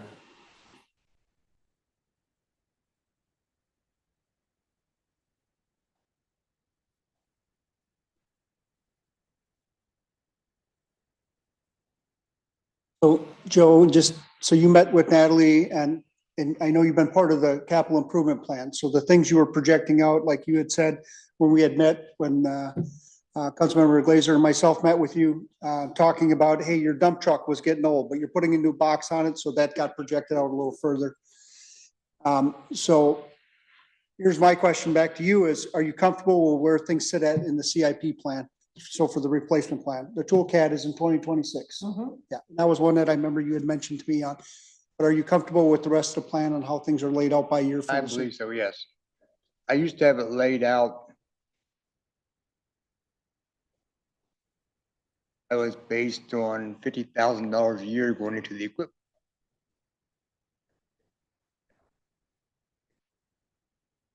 No, in the past, you've said that you would have to budget it and try to get it every year because they kept moving it out.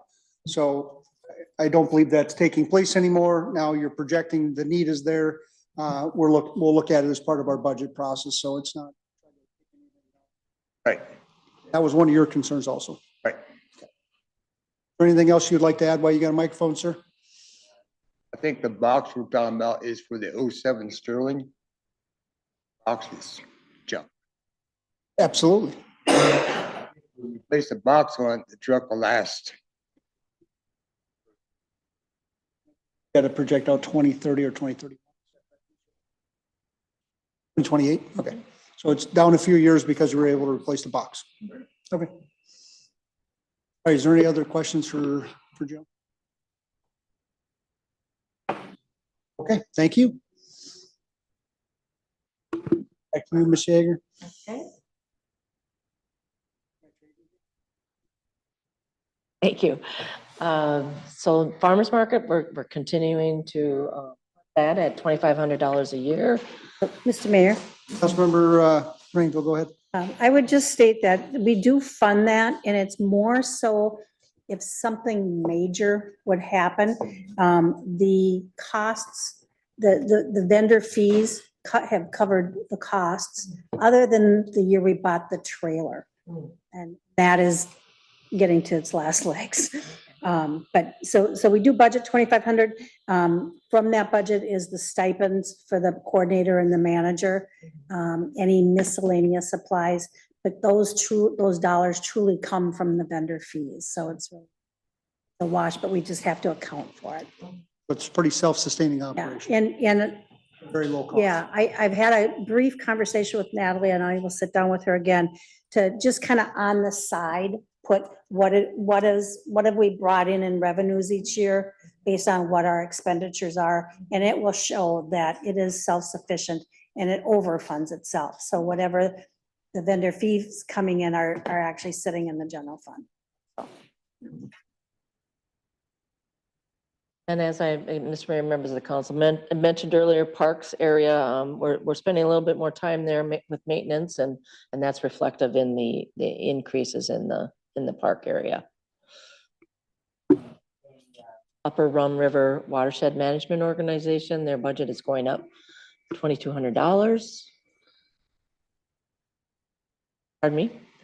Oh, is that why? Okay. For the Starting the 10 comp. year. Yeah. Say the comp plan, that's a 10-year comp plan, is that correct? Yes, Mr. Mayor, just like the cities, the watershed group also has to make. a Also comp has plan. one. So we're trying to fund that so that when it comes time to do the actual comp plan, that we're not having to increase our budget $30,000. Try to keep it nice and level. That's where we're at right now. So. And Mr. Mayor, members of the council, again, the contingency budget, this is just a recommendation on my part, 1% of the overall total operating budget. That's another challenge as part of the $66,000 Yes. to get cover the contingency. Then, Mr. Mayor, the transfers out there are listed. Are the increases in the transfers out?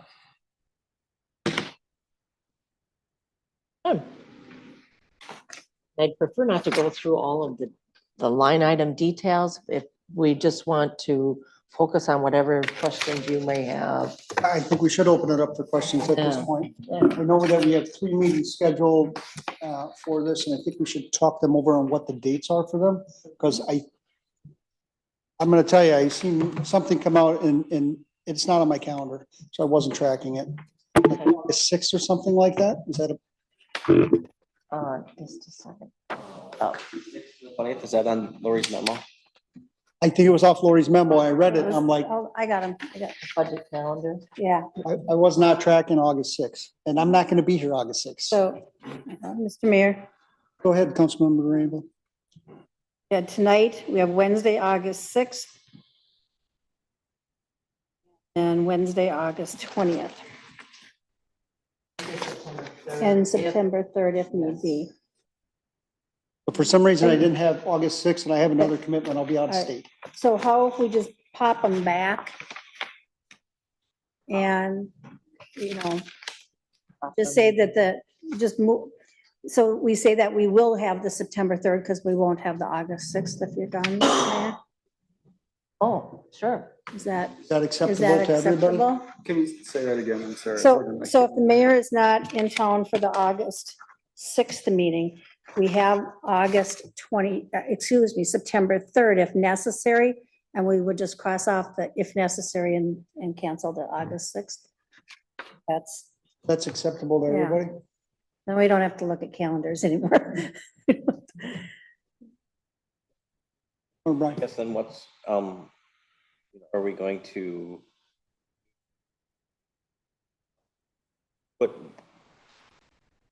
get it? We can just do the 20th. Easier. Well, Blame then, it on the NyQuil. Blame it on the NyQuil. There you go. Mr. Mayor, members of the council, then maybe we should touch on some of the other funds, because I think we'll have to focus on the general fund again on August 20th. And we can touch on the other funds again on September 3rd. So if we could stay a little bit longer and just touch on some of the other funds tonight, Stay till 8 o'clock, something like that, another 20 that would be minutes? great. If that works for everybody? And then that way we can touch on the other funds because they're pretty simple. And then refocus on the general fund on August 20th, because that's more, we need to resolve, some of the issues that are still out there regarding pay increases and. And I think everybody's got a short list of things that, They want to do. that we need to Yep. get resolved or come to agreement on. Before I forget, maybe it's page numbers with the actual, with your page numbers? Right, right. I numbered mine and then Natalie also numbered. No, that's not what I'm saying. Oh. Your numbers, I'm not following, even if using your numbers, Oh. they're not lining up. Okay, Wanted to let you know. okay, thank you. Which page would you be referencing? So, for example, it says fire department detail on page 16, and if you use Lori's page number, it's not page 16. Lori's page numbers are the ones on the, at the bottom, Yes, they are. not necessarily lining up for me. Fire department on page 18. Yeah, so do I. All right, so my memo was off. Is what you're saying. No, the actual, that all part of the memo in your statement? Fund balances? What page is that on? That is Natalie's page 9. Okay. That would be your page 6, maybe? Oh, okay. All your detail on My whatever. detail, yep, you're those right. page I numbers. probably didn't update that from Okay, before, that was just so, yeah. kind of, I was trying to Yep. track it and going, okay, these are off by a little bit. I just Yep, wanted. they are, definitely. Right. Thank you. I'll correct those. I don't know that I'm gonna reissue those though, because we're gonna focus on the detail in August, and I probably won't do the summary sheets. I'll just do You want to take us through what you That's want? fine, okay. that. Yeah. So, Tell us which page number we should be looking at. okay. Yep, I'm gonna jump there myself. I've got, the charitable funds are on.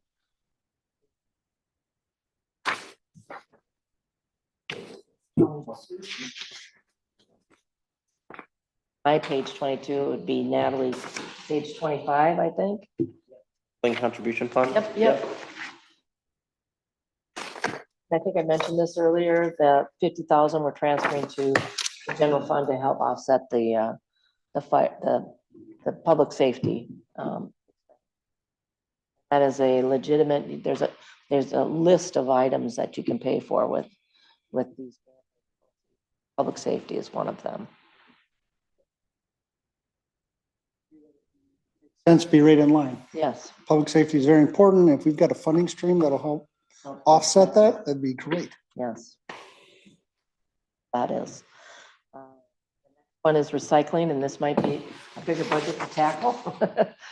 Recycling revenue, I put in there initially that we would get $40,000 from the county, and you can see we really have gotten that much from the county, but they do not budget for that for us. They only budget like $30,000. And so we should just show what they budget for us. And then at the end of the year, if they have excess funds, we can apply for those and get reimbursed for it. And historically, the city has been able to do that. And so that's where the $40,000 is coming from. I'm reflecting Do we a, think they were gonna give us 40,000? yeah, Well, so, Mr. Mayor, Go ahead, Councilman. in the past, so we can get up to like 50, but we're only assured like 29. But we were using 50 with a misunderstanding that we're not gonna get that. So we're back down to the 29, like, it's like you'd say 75. It goes up about $13 a year. I mean, it does not go much. The additional funds that are available through grant processes, they are holding a grant request from me right now to put air conditioning into the recycling center. Had an initial email back and forth with them. I'm waiting to hear again. It's almost, I don't want to call because I haven't heard no, oh, but I don't want to call. So we are looking at, it's probably $18,000 or $19,000 to put in an air conditioning unit in the recycling center. They will also let us know if there are any additional funds for larger purchases, like the remodeling was done with the extra funds that they have. Our roll-off was purchased with the extra funds that they have. I'm also working on documentation with Delia we have a large percentage of our users that are not now then residents. We started tracking in September of '23, so I've got almost 2 years of tracking, and I've broken it down by city and by county, and I have to get that information to Sue Dahl. Knows we're doing it, and we're gonna be submitting it. We had a medical emergency in our family, and so I got pushed back, and so I'm working on that to get that to them, to see if we can get any additional funds to compensate the city for the non-resident users.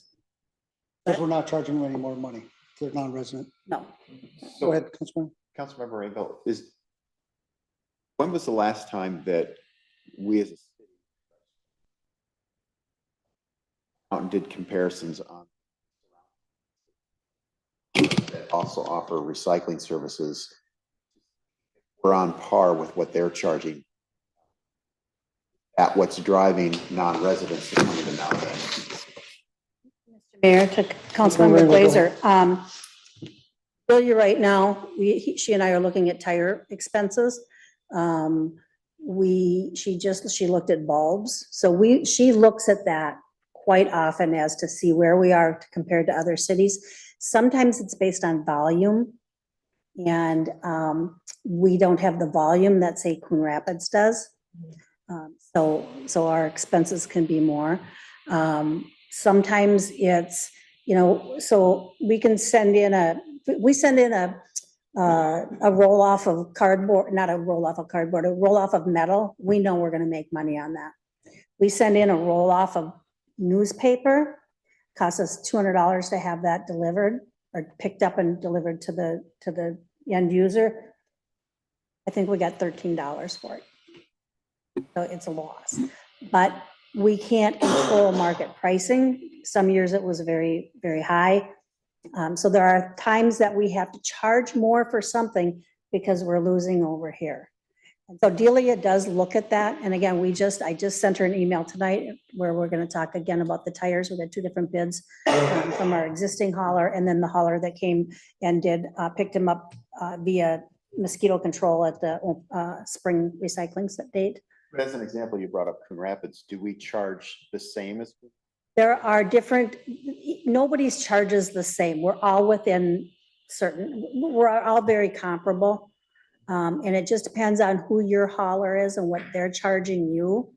But in a hauler that can take 7 loads a week out of a recycle center is gonna charge that recycling center less than us, where we have, if we do one roll off of glass a year, or Coon Rapids does quite a bit more than that. And so they get a better deal from their haulers. So, but we do watch it. We changed around who does our mattresses. There are things that staff is helping in trying to look at things. But we do watch it, and we made some adjustments up. I mean, we increased our tires last fall. Because our bills from First State went up. All of a sudden, there's new fuel charges, there's new this, there's new that. So Delia is watching that. Some of the delay in doing that has been staffing. We now have Delia's there, and she's watching it on a daily basis.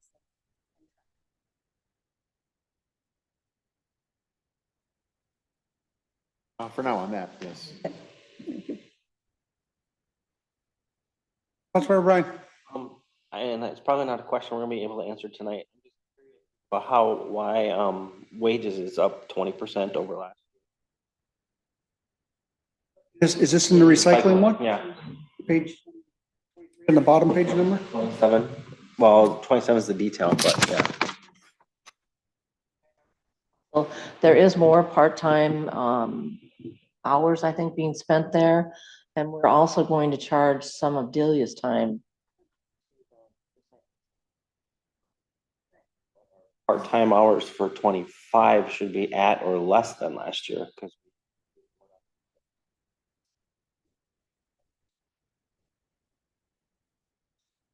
I mean, That be continuing into next year? Questions, I don't know. So, Mr. Mayor, Go ahead, Councilmember. the staffing, I mean, the part-time is down in Christie. There will be administrative in there.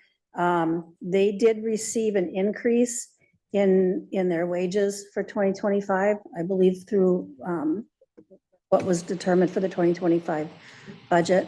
I couldn't tell you how much it was an hour. I didn't look. But that is just, that's their wages. Any part-time would be Delia's, and then the full-time budget is the times that either Eric, Joe, or Isaac are in there, and they're moving equipment around. Like they're pulling out with the skid steer, they're pulling out the roll-offs. The part-time staff doesn't do that. They don't run that equipment. But I mean, other than a wage increase, and Don maybe making, no, Don worked more worked more hours when Christie was out, but Right, but that still doesn't justify 20%. Are you looking I'd at have the to ask. 16.4% increase, is that?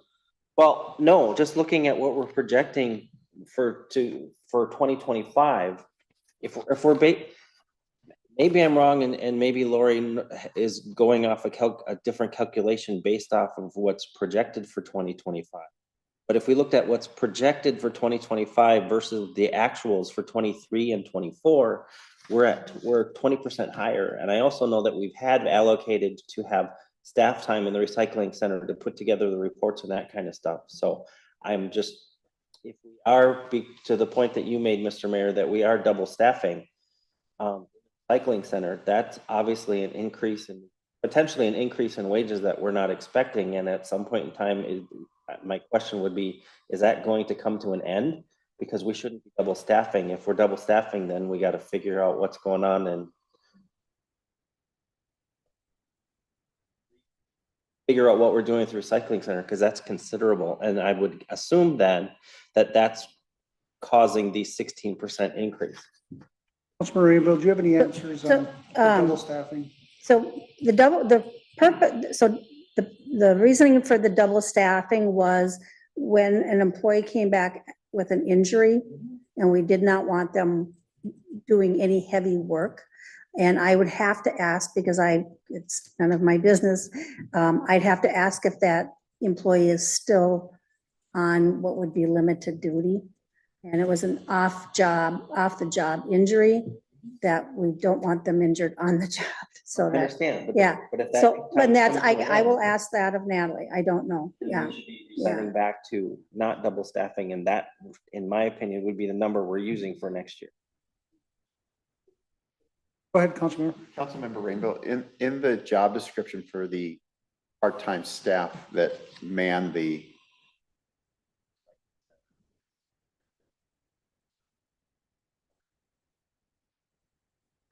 To be honest, Councilmember Glazer, I don't know. I don't remember seeing the job description. But I guess I'd like an answer to that question, because I think it should be because of the nature of the work. Yeah, and I'm not, yeah, we had that in last week's council meeting. I will look at that. I just know that we had a good employee, and, we're trying to work around that. Again, that's not a job that we get a lot of applications for, and so if you have somebody willing to work there, we tried to work around it. Councilmember Brian's for a point long is time. really important. It's Yes, just and I've let's got take a look a at that, note there. because the increase may Mhm. not be justified if we get back to normal, call it normal hours, whatever the case is. Good point. Mayor, members of the council, mine is a projection based on what has already been.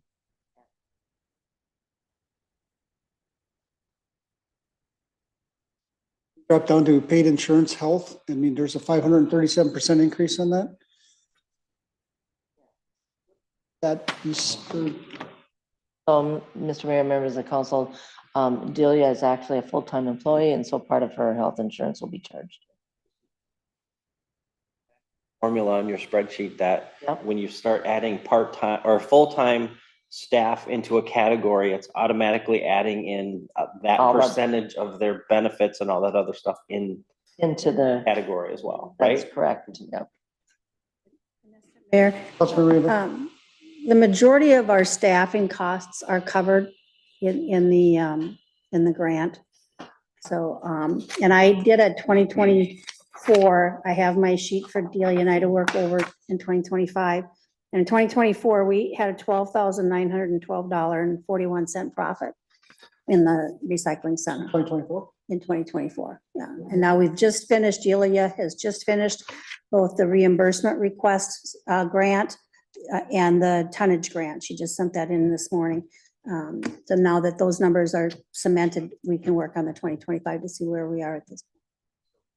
Right now, it's projected to be, Yeah, and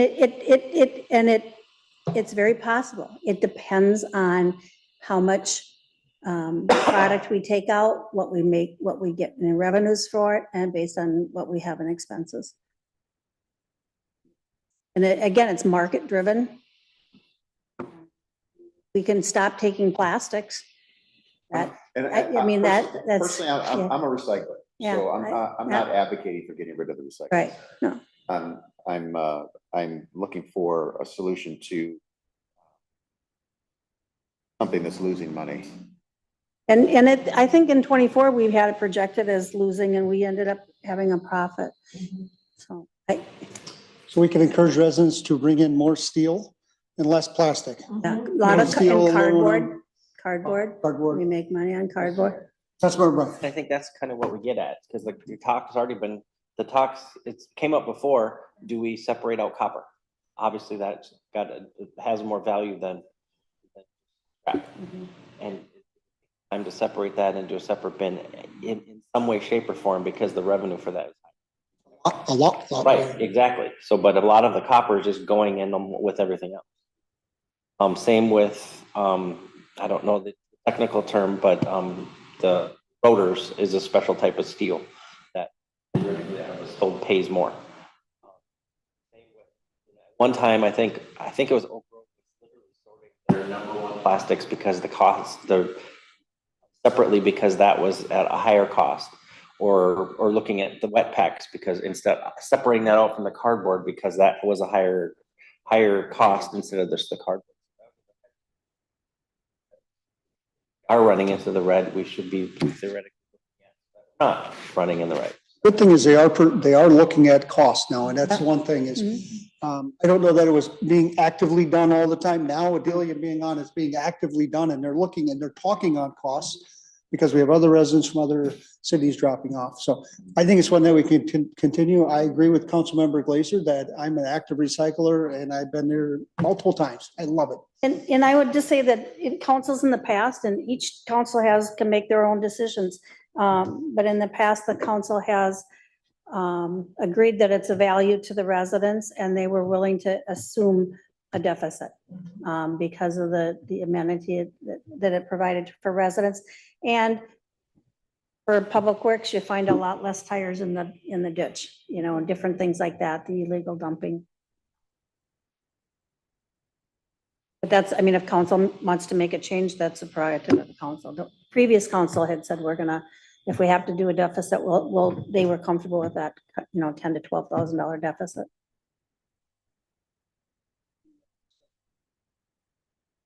Almost at 8 o'clock. Is there any other ones that we should cover? If we can quickly cover debt service.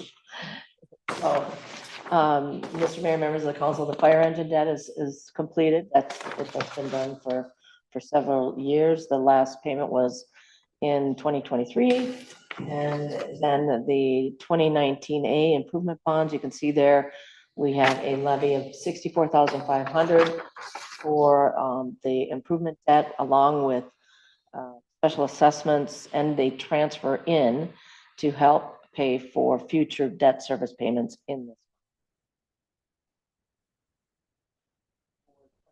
One, again, the levy is 2021 improvement bonds. Oh, sorry. If you flip to the next page already, got it. And then that's 232 for our levy, 54,000 in special assessments, and 155,000 being transferred in to pay for. That's where the transfers are going. New bond issue, 2025A, which we will be back in August at the August council meeting. Projected ad valorem taxes are 146, and bond interest for that year is only 50,000.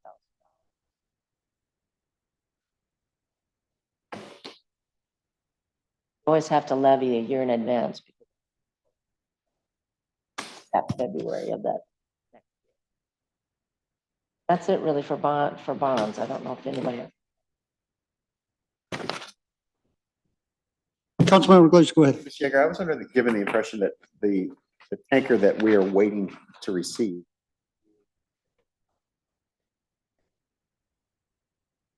You're Fair. told, go ahead.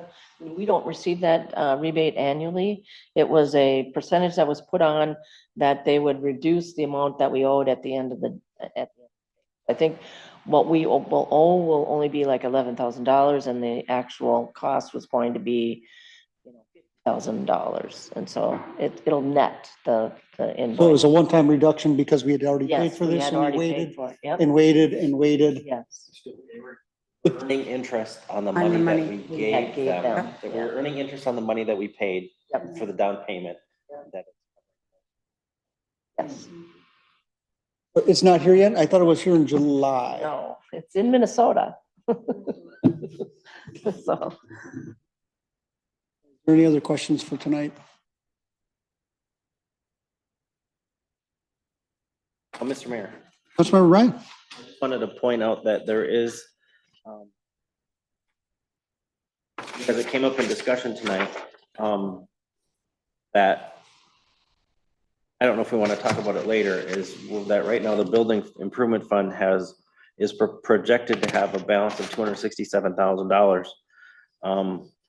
And then there's a expense of built $50,000 building study, and then a $61,000 council chamber remodel. Time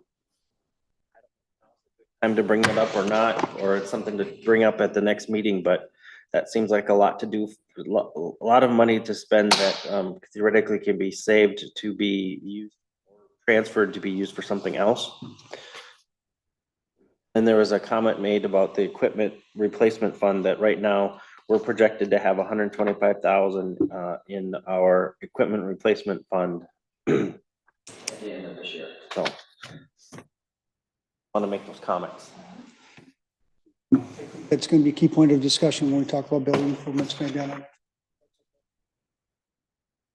Yeah, because I gotta tell you, I personally don't see us building a chamber in here. I mean, it's a multi-use building, but I'd love to make sure we take care of the walls so we don't have so many holes in them. Something like that. So we're very cost effective with our dollars. Yep, I agree. All right, anything else for tonight, guys? I don't know, I hit the wall. It like hit 8 o'clock and I hit the wall. So if you guys are good, anybody would like, Mr. Councilmember Brian, would you make? Fine, motion to adjourn. Second. All right. Meeting adjourned. Thank you very much.